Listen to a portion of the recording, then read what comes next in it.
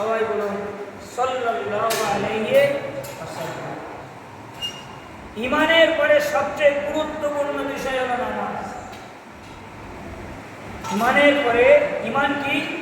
লা ইলাহা ইল্লাল্লাহ মুহাম্মাদুর রাসূলুল্লাহ, অর্থাৎ এই পবিত্র কালেমা এটা শুদ্ধভাবে উচ্চারণ করা, আর এই কালেমা হৃদয়ে স্থাপন করা, আর এই কালেমার হুকুম অনুযায়ী নিজের জীবন গঠন করা, এটা হলো ঈমান। ঈমানের পরে সবচেয়ে দামি অধ্যায়, ঈমানের পরে গুরুত্বপূর্ণ বিষয় হলো নামাজ। পবিত্র কুরআন পাকে আল্লাহ সুবহানাহু ওয়া তাআলা বারবার গুরুত্ব সহকারে নামাজের হুকুম দিয়েছেন। আকিমুস সালাহ ওয়া আতুজ যাকাত, তোমরা নামাজ আদায় করো, তোমরা নামাজ আদায় করো। প্রিয় নবী সাল্লাল্লাহু আলাইহি ওয়াসাল্লাম নামাজের গুরুত্ব দিয়েছেন। হাদিস পাকে এসেছে আস-সালাতু মিরাজুল মুমিন, নামাজ হলো আল্লাহর সঙ্গে সাক্ষাৎ করার মাধ্যম। কেউ যদি আল্লাহর সঙ্গে মিট করতে চায়, আল্লাহর সঙ্গে সাক্ষাৎ করতে চায়, আল্লাহর সঙ্গে মোলাকাত করতে চায়, সে যেন নামাজের মাধ্যমে আল্লাহকে পেয়ে যায়। একবার সুবহানাল্লাহ। আস-সালাতু মিরাজুল মুমিন, নামাজ হলো মুমিনের টেলিফোন। আল্লাহর সঙ্গে কথা বলা, আল্লাহর সঙ্গে সাক্ষাৎ করা, আল্লাহর সঙ্গে মিট করার সর্বপ্রথম মহান মাধ্যম হলো নামাজ। বান্দা যখন সিজদায় যায় এবং নামাজে যখন দাঁড়ায়, হাদিস পাক এসেছে সে যেন এটুকু মনে করে যে আমি আল্লাহকে দেখছি। কাকে দেখছি? আল্লাহ। এই নিয়ত করে, এই মনোমানসিকতা নিয়ে নামাজে দাঁড়ায়। এটুকুই যদি না হয়, অন্তত এটাই নিয়ত করে আল্লাহ আমাকে অবশ্যই দেখছে।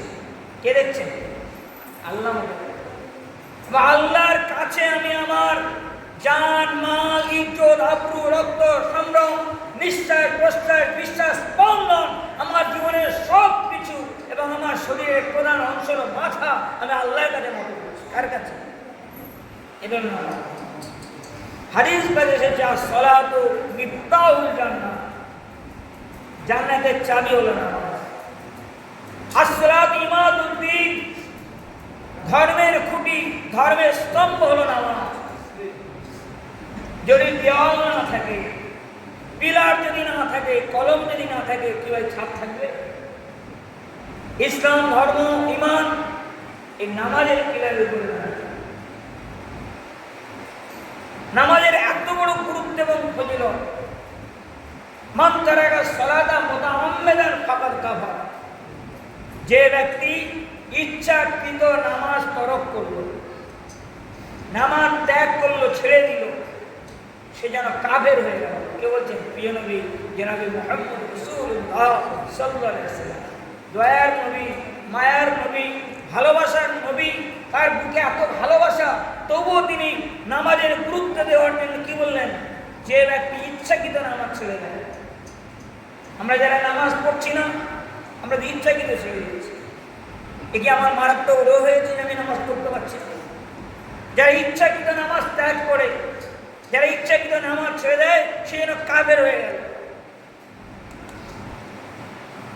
বাইনাল মুমিন বাইনাল কাফির তারকুস সালাত, এটাও বলা হয়েছে মুমিন আর কাফেরের মধ্যে পার্থক্যকারী একটা বিষয়, সেটা হলো নামাজ। তোমরা ভেবে নাও যে নামাজ পড়েনি সে মুমিন নয়, যে নামাজ পড়েছে সে কাফের নয়। এটাই বলার মেন লক্ষ্য এবং উদ্দেশ্য। অন্য ইমামের দৃষ্টিতে বেনামাজিদের জানাজার নামাজ পড়া নিষেধ। যারা বেনামাজি, যারা নামাজ পড়ে না, তাদের জানাজার নামাজ পড়া নিষেধ করা হয়েছে। কিন্তু আমাদের ইমামের নেই। ইমাম আবু হানিফা রাহমাতুল্লাহ এটা ফতোয়া না। কেন বলেছেন তিনি? যারা আল্লাহর সঙ্গে শরীক করে, যারা শিরক করে, তাদের কি জানাজা পড়া চলে?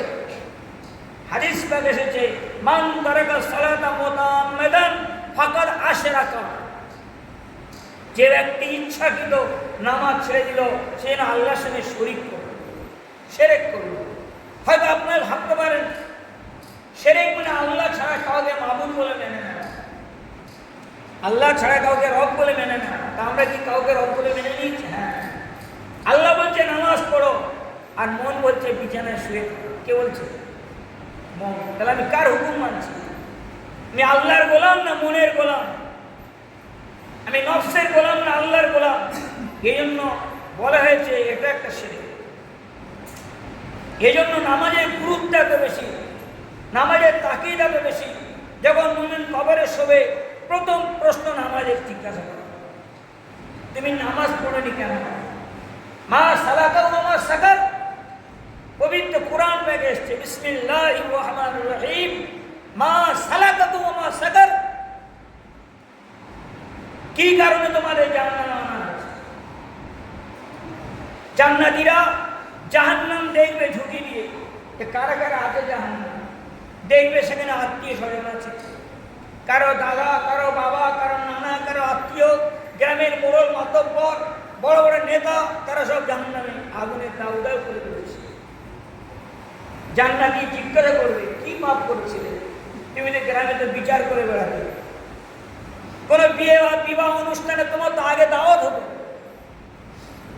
তুমি তো গ্রামের মোড়ল, তুমি তো মাতব্বর, তুমি তো মেম্বার, তুমি তো সদস্য, তুমি গ্রামের রাজনৈতিক নেতৃত্ব দিতে, সমাজের বিচার করে বেড়াতে, কি এমন সামাজিক পাপ করেছো?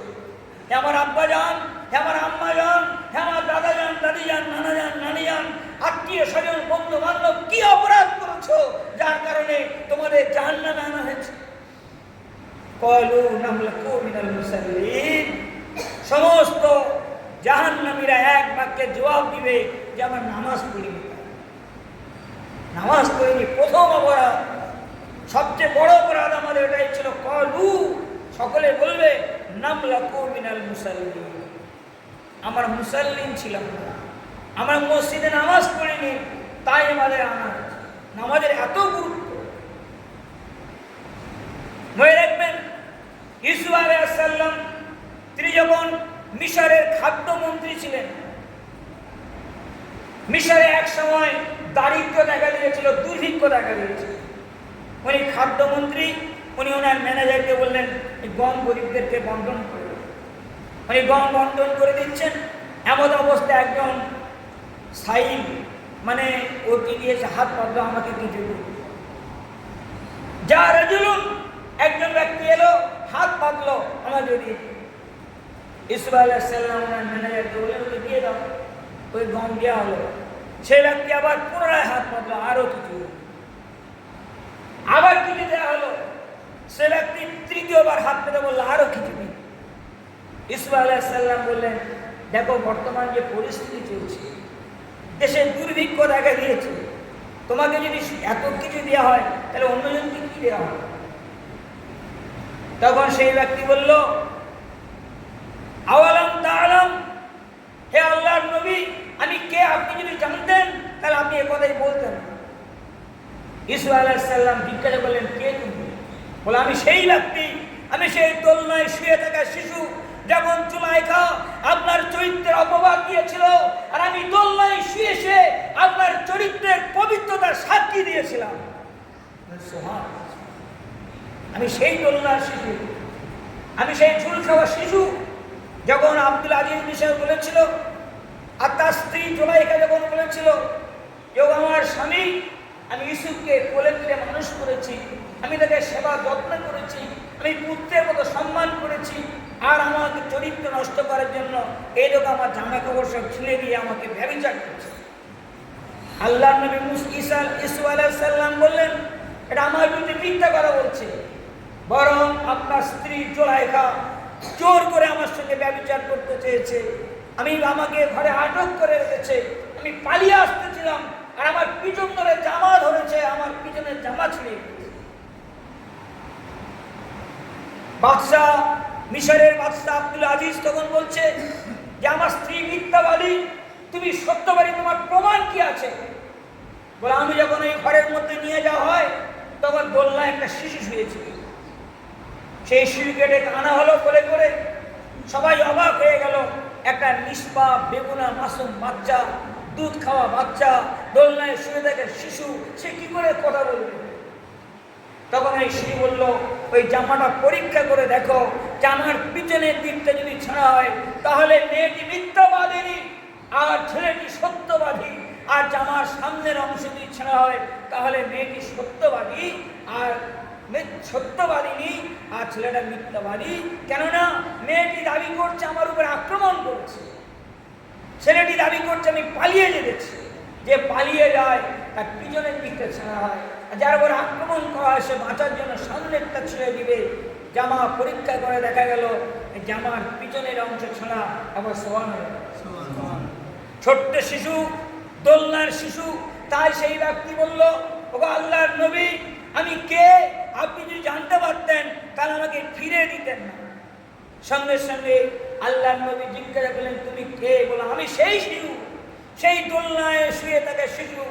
বাদশা আব্দুল আজিজ মিশরের স্ত্রী জুলাইখা আপনার চরিত্রের অপবাদ দিয়েছিল, আমি দোলনায় শুয়ে সে আপনার চরিত্রের পবিত্রতার সাক্ষী দিয়েছিলাম। এ কথা শোনার পরে ইসু আলাইহিস সালাম তার ম্যানেজারকে বলল 105 মণ গম দিয়ে দাও। কত গম? 105 মণ, 40 কিলো 1 মণ, 105 মণ ওকে গম দিয়ে দাও। আল্লাহ সুবহানাহু ওয়া তাআলা বোঝাতে চাইছেন ইউসুফ তোমার চরিত্রের প্রশংসা করেছে, তোমার সত্যবাদিতার তারিফ করেছে, তার মূল্য হিসেবে তুমি তাকে 105 মণ গম দিয়েছ। আর যে আল্লাহ আমার বান্দা সে নামাজে দাঁড়িয়ে সানা পড়ে সুবহানাকাল্লাহুম্মা বিহামদিকা, হে আল্লাহ তুমি পাক পবিত্র সত্তা, রুকুই গিয়ে বলে সুবহান রাব্বিয়াল আযীম, হে আল্লাহ তুমি মহান মহান সত্তা, পবিত্র সত্তা। আবার সিজদায় গিয়ে আল্লাহকে বলে সুবহান রাব্বিয়াল আলা। সে ফজরের সময় বলে, জোহরের সময় বলে, আসরের সময় বলে, মাগরিবের সময় বলে, এশার সময় বলে, নামাজে দাঁড়িয়ে কার তারিফ করে? আল্লাহ। সারা পড়ে সুবহানাকাল্লাহুম্মা বিহামদিকা, ইয়া আল্লাহ তুমি পাক পবিত্র, তোমার সমস্ত প্রশংসা এবং তারিফ।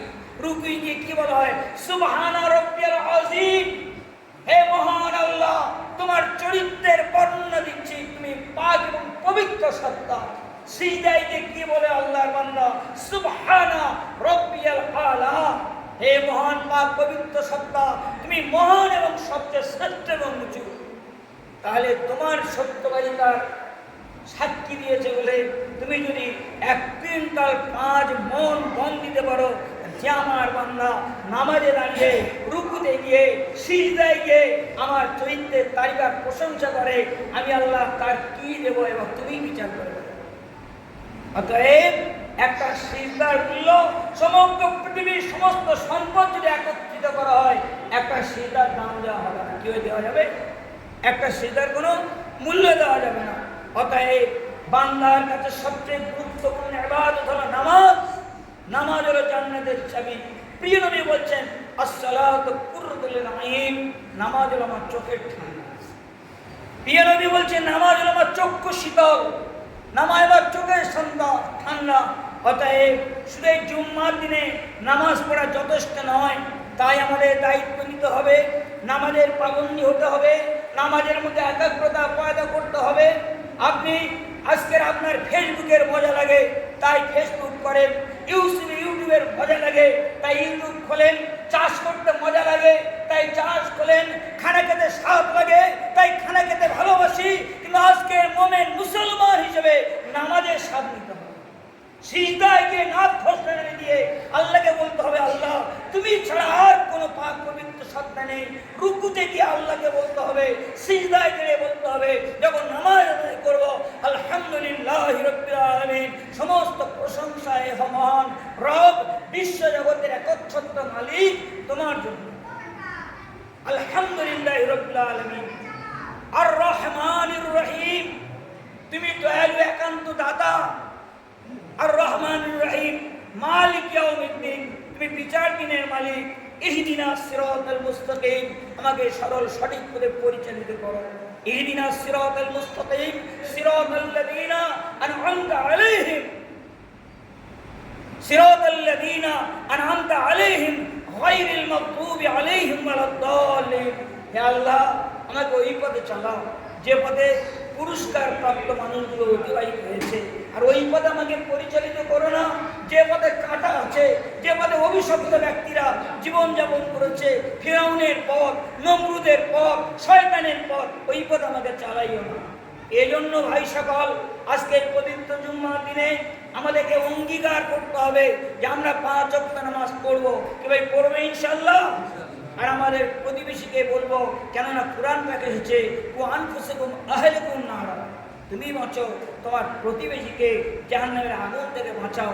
আল্লাহ সুবহানাহু ওয়া তাআলা আমার, আপনার, বক্তার, শ্রোতার, সবাকার এই কথাগুলোর প্রতি আমল করার তৌফিক দান করেন। আমা আলাইনা ইল্লাল বালাগ।